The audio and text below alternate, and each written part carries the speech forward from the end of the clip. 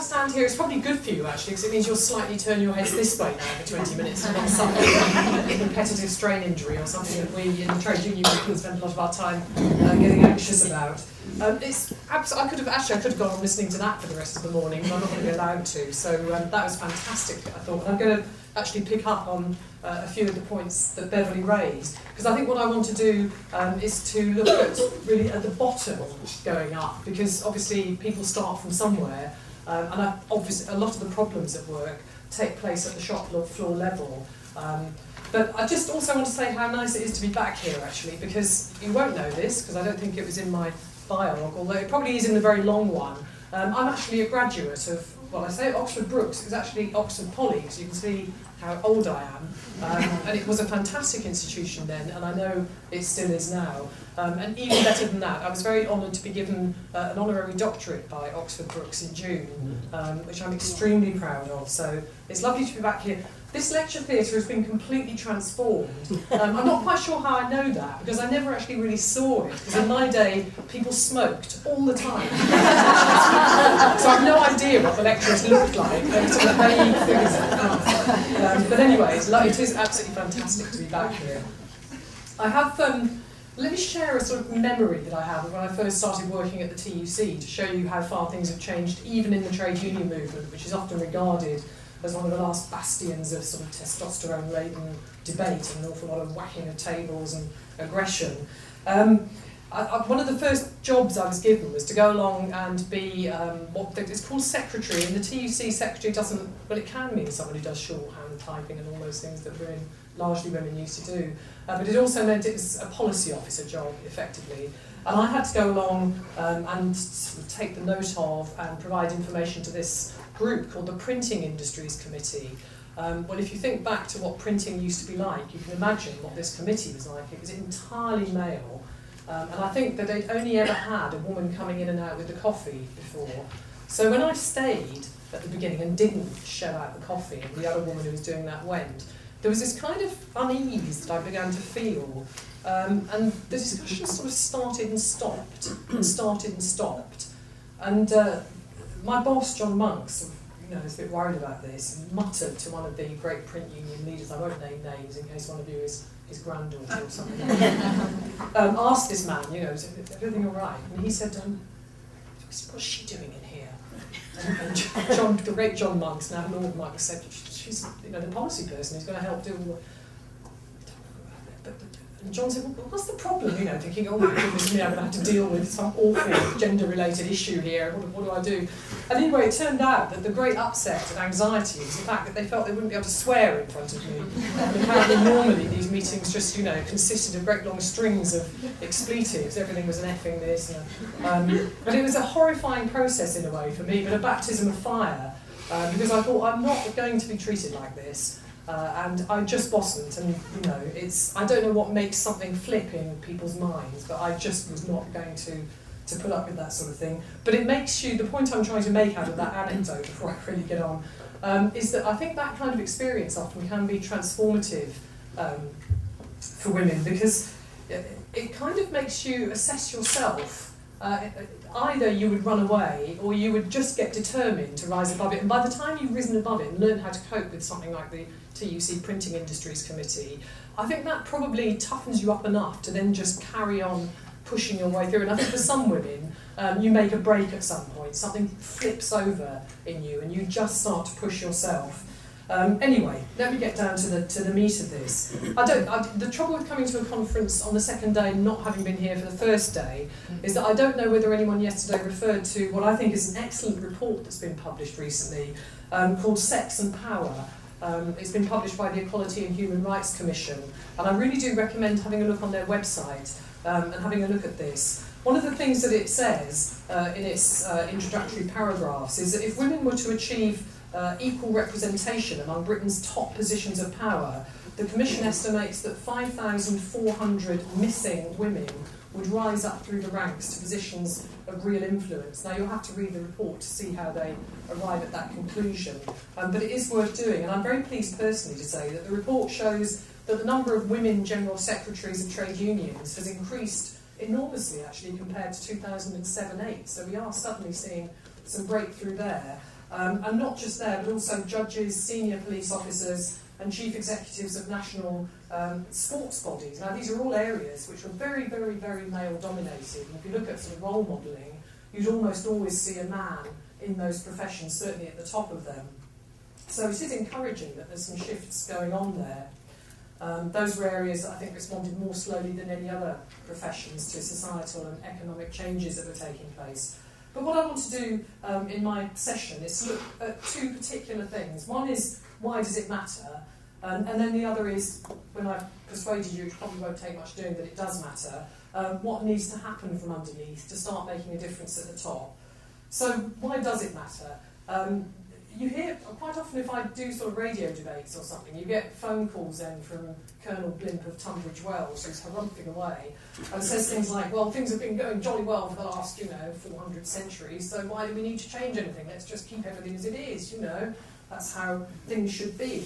And then the next comment normally is that there are biological differences and you can't tamper with nature, and clearly there's something innately in the female genes that make them unsuitable for positions of leadership or power. It's bad for them. It's a variation almost of the Victorian idea that if women did start to use their brains, they get overexcited and overheated and collapse into fits and vapours. And the other one you get from them is that most women actually don't want or are not programmed to be leaders. So women actually don't like it. They're not interested in it. They want to be passive. They want to be told what to do. And I hear that, you probably do, I hear those arguments monotonously and depressingly regularly. That's first argument is probably relatively easily dealt with. There are biological differences, of course, between men and women, but I don't think anyone here would think that means you're determined to behave in a particular way. It doesn't mean that having babies means that there's nothing else that you can do during the time that well, not literally during the time you're giving birth, perhaps, but during the time you're bringing them up. And nor does it mean, actually, that men are any less capable of looking after babies and children, and that's an important point in all this. There's always an assumption that women can't do things. There's also an assumption that men can't do things, but they're the things that women can do. And if you get locked into that mindset, you are in some considerable difficulty if you want to look at achieving equality. I think there is something in this business about women sometimes lacking the confidence to push themselves forward, but I think often that's to do with externals. It's often to do with their education, it's to do with social attitudes, it's heavily to do with employer prejudices, sometimes unintentional and indirect. But I think the reason a lot of women lack the confidence is because it's made very difficult for them to acquire the confidence in the first place. And if you keep knocking people down on the basis of their gender, that is going to impinge on a lot of them. What about the argument that says that, things can't get any better? Well, I don't know. If you take that argument of Colonel Blimp and say everything's absolutely marvellous and there's no problem, exactly as Beverly was saying, just look at the banking crisis. The banks, I'm not talking about the ordinary people who work in the banks, but the people up at the top were almost exclusively men. And apart from acquiring obscene amounts of money for themselves individually through what looked to me like a sort of slightly more sophisticated form of spread betting with public money effectively a lot of the time, what did those people do for the world? Well, they more or less collapsed the entire economic structure for good in 2008. So I think if that's an example of male leadership, it's one that perhaps indicates the exact opposite. And I am actually now beginning to see increasingly studies emerging which really do seriously suggest that men do, well, as you were saying, Beverly, take risks. They are actually much more, they're less risk averse, and they're willing to do these things in a kind of competitive race with one another and have a completely different attitude to responsibility and to seeing beyond the sort of the narrow goal of acquiring things for themselves. Now, I'm beginning to sound like a biological determinist, but there is something I think about the way men are brought up, which allows them to think that that's the way you lead and that's the only way to lead. Now, I think that women are equally likely to be talented leaders. There are lots of highly talented women here. We see highly talented women everywhere. But let's look a little bit at the history of women in the workplace and elsewhere. Of course, before the First World War, there were, and actually between the wars, there were far fewer women in the labour market, far fewer. And it was only really during the war, as I'm sure you all know, that economic necessity caused by the situation at the time meant that women suddenly had to be brought into the production lines and so And that was fascinating because suddenly, whereas before it was considered that women weren't suitable to go to work, they couldn't work with heavy machinery or anything like that, when there was suddenly an urgent need for that to happen, for the national good, all that got swept aside and they were taken into the workplaces, trained up, and oh goodness me, they were just as good as the men, especially as factory machinery by then was far less reliant on muscle. And women did very good jobs. I'm ashamed to say the trade union movement in those days was pretty reluctant to allow women in. And women actually used to go around in some bits of engineering with yellow union cards, which showed they were a kind of subset of the male workforce. And of course, as soon as the war was over, there was, everything that had been hanging around before in terms of societal attitude sort of suddenly was dragged back out again. And women were told, well, thank you very much, you did very well, now back home again. But I think things have moved on. The genie had got out of the bottle, and women did start going into work much more. And sort of shortcutting a bit, I'm sure you're very familiar with the growth of women's work from the 1950s onwards. You sort of moved away from a situation where women were working part-time for pins, really, to subsidise the male partner's, the breadwinner's income, and actually started to become principal breadwinners themselves. But other things didn't fit in, and that's really what I want to talk about as well. A lot of resources have been put into educating and training girls in recent years and removing barriers to entry to various professions. And that, I think, has been a key constituent part of the changes that have taken place in the workplace. It's a sort of virtuous circle, really. The more you start training and educating women to higher levels and encouraging them to go into professions and higher skilled jobs, the more they will actually do that, and the more then they get on in those jobs and start to be in a position where they can take over to an extent from some of the men. But it's not as simple as that, of course. It's not as simple as that, because although they get there in the workplace, what we find typically, I'm talking about professional jobs at the moment, is that they segregate themselves again into particular areas of work. So, for example, in medicine and in the law, you'll find that although there's record numbers now of women being trained in the universities to be lawyers, to be doctors, actually out there in the workplace, the majority of women in medicine go into general practice, and the majority of women in the law tend to become solicitors rather than barristers. And as far as you can tell, that's principally because of the availability of part-time work and flexible working hours, which if you're a woman with a family, which you tend to be at around the time you're going in to work in those professions, then that becomes more valuable to you than actually doing the job that is the male-dominated end of the profession, the higher echelons of the profession, and of course the much better paid echelons of the profession. So I think the point I'm making there is that although issues like pay and training are very important, it's actually work organisation that is often the key determinant of where women end up when they get into work. I would just want to, there's a couple of other things I want to talk about specifically about what happens when you're in work. One of which is the whole issue of what women choose to do and how they end up in particular jobs and how those jobs then end up being undervalued. And I'm talking more now here about sort of shop floor level jobs. Shop floor is a terrible phrase really, but you'll get what I mean. Not sort of professional people. And what you find there is that women, because they're not encouraged, a lot of them still aren't given the same sort of educational and training opportunities as men, although that is improving hugely.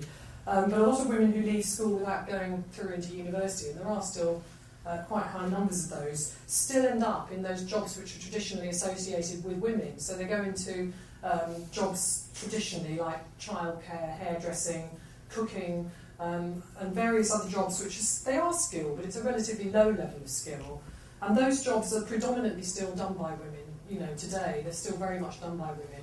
And they're also the jobs that are undervalued, and they're also the jobs that are underpaid. So you get this feature called occupational gender job segregation, which is a vicious circle. I was talking about virtuous circles earlier on. The problem is that model at work fits the old-fashioned model of having a male breadwinner, because the woman's job wasn't really to earn a lot of money, it's just to earn a bit of extra money for the family. And so, because it suited capitalism in a way, and it suited sort of male-run industry to have all that going on like that, it got very difficult to do anything about shifting women out of those jobs and or changing the pay rate, so at least those jobs were remunerated on an equivalent level. Because the other great feature of work is that we have this problem with job evaluation, and it isn't just simply a question of women being in a particular area and men in another, but the jobs have become evaluated almost on the basis of the predominant gender, and that's how, basically, without getting into the laws, I think that's going to happen a bit later on today, that's how our current equal pay system works. You can compare like jobs. You don't have to prove that your job is exactly the same as somebody else's to prove sex discrimination in pay systems. You can have the job evaluated, and there are a lot of well-known cases now where, for example, a school caretaker, their job has been evaluated as being of the same value as the school dinner lady, as they're always called, because they contribute the same to the economy and to the organisation where they're working. Now, the trouble with the law is that it's good and you have to have it there, but the laws on equal pay and sex discrimination in the UK are very, very old. And again, they were thought out at a time when work organisation was completely different. And strangely enough, equal pay laws rely entirely on individual women making complaints. And if you're working in a sort of low-skilled job, unless you happen to be in a union, which a lot of them are, of course, I'm pleased to say, you'd have to be quite a knowledgeable and confident woman to think to yourself, I think I'm not getting paid what I should be being paid, even on a direct comparing the same jobs basis, let alone starting to work out that your job might actually be of more value than you thought it was, and certainly of as much value as the jobs being done by the men somewhere else in your company. But the trouble is, if you rely on individual women having to pursue lawsuits, you might get them compensation for wrongs that have been done, but you're never going to get rid of all the problems in the workplace that are much more complicated than simply individual instances of unfair and discriminatory pay. You need systemic systems, and you need whole work organisations to go through re-evaluation processes. And really my finishing points are going to be about the other things. Pay is important. Pay determines your value to society. It gives you independence. It's been hugely important to women as they, during history, started to acquire their own pay.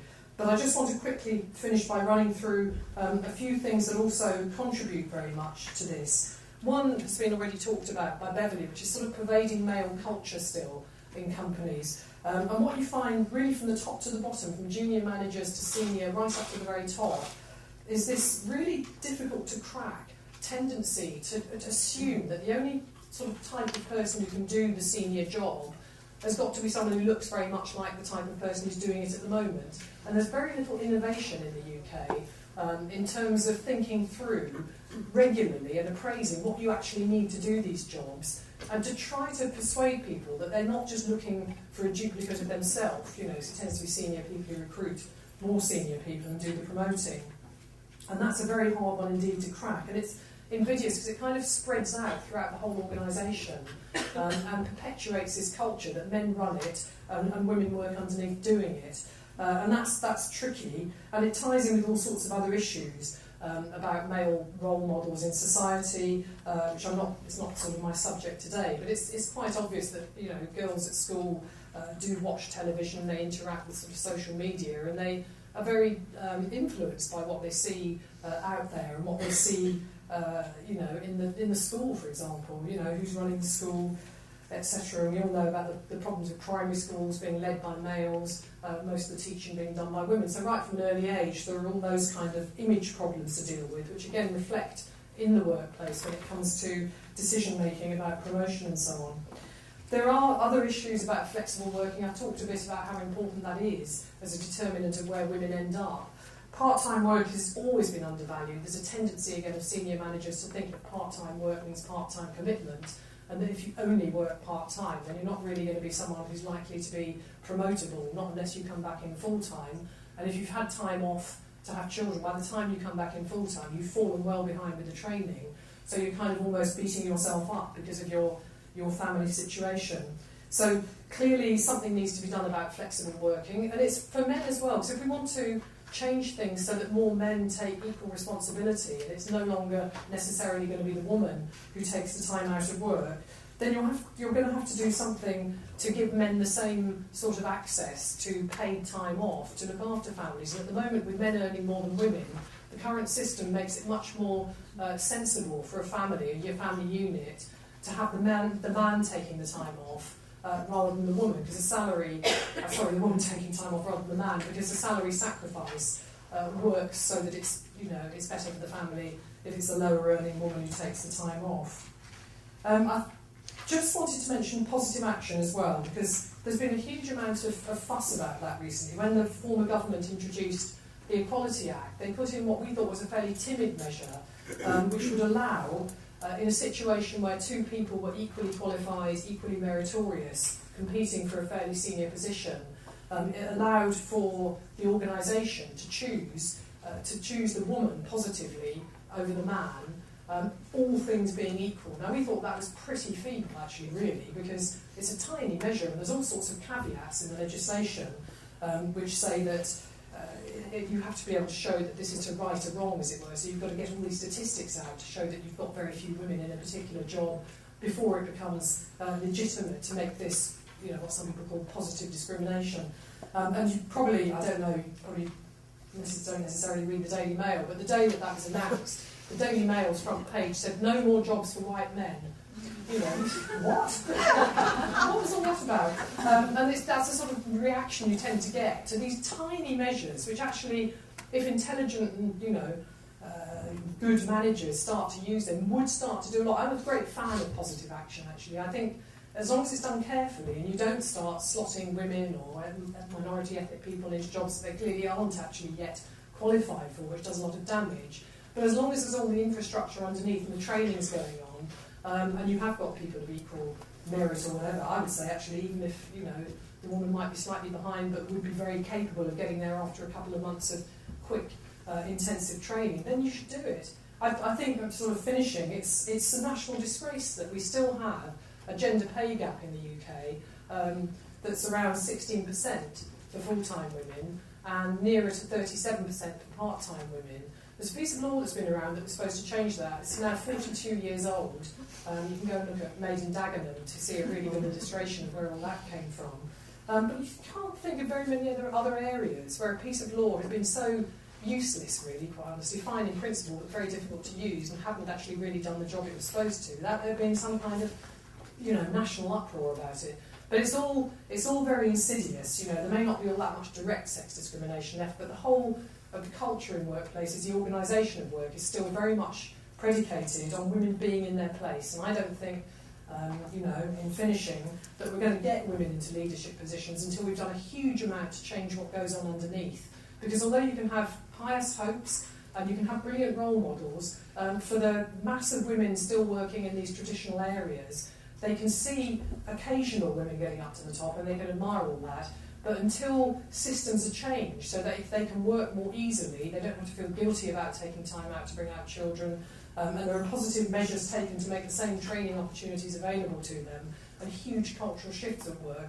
Things, if they don't stir at the bottom, are going to stay with glass ceilings, sticky floors, marzipan layers, whatever else these descriptions now come out with about where women are. I think we're getting there. But I think we've got to do a huge amount at the bottom as well as at the top to start shifting things. And unless women feel that they really want to force change through, and I think encouragingly lots of women do now feel that they're not going to put up with this anymore, it's going to be quite difficult to shift males, because my last word on this is you can't pretend otherwise. It's absolutely essential to accept that for more women to get at the top, there are going to have to be fewer men at the top. Now, I don't care if some really dud men at the top get shifted out of the way, but it seems to get the Daily Mail and the sort of newspapers that a lot of people read into absolute frenzied mode, the end of civilization as we know it. But I don't think we take any notice of that. Shift some men out of the way, put some of these really brilliant women up there, and I think we'll see industry, society and organisations doing so much better. Thank you very much.